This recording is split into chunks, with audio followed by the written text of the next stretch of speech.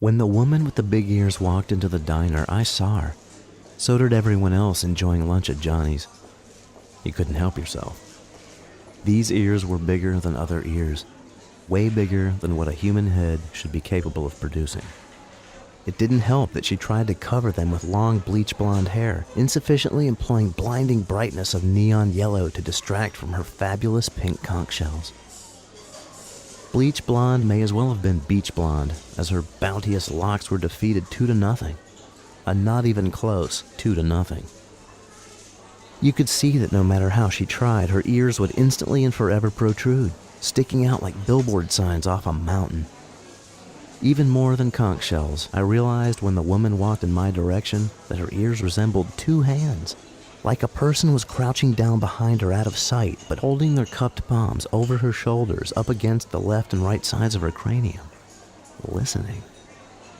I took my eyes off her for only a moment to watch other lunch eaters watch her ears float proudly by, waving at them parade style.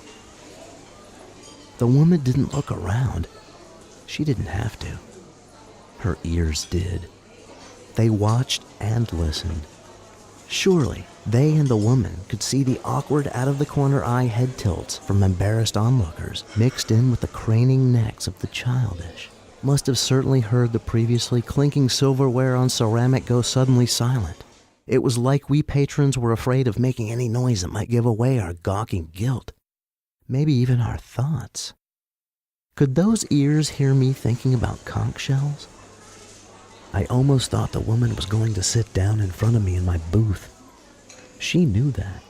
I was sure of it, when right before she took a seat with her back to me in the next booth, she smiled.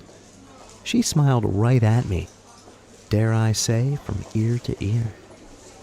When she sat down, not only was it confirmed there was indeed nobody crouching behind her holding their hands up, I got a front row view of her gloriously perfect cosmic auditory organs.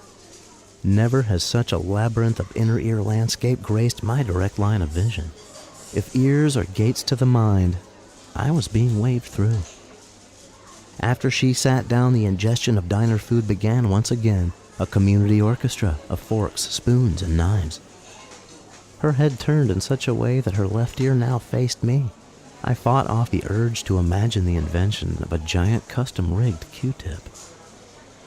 I didn't want her to hear me nearly nauseating myself picturing a plus-size earwax globule on a massive cotton swab. The outer rim, the pinna, seemed to pulsate, taunting me. What was this woman with the big ears doing here anyway? Was she scanning, retrieving, and transmitting vital earthly diner menu information to the mother ear? Just then, a loud booming voice pounds through the open front door. A man enters. The jingling door closes behind him.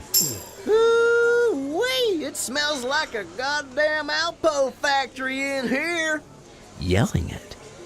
I knew right away why she'd come to Johnny's Diner. The woman with the big ears was here to meet the man with the big mouth.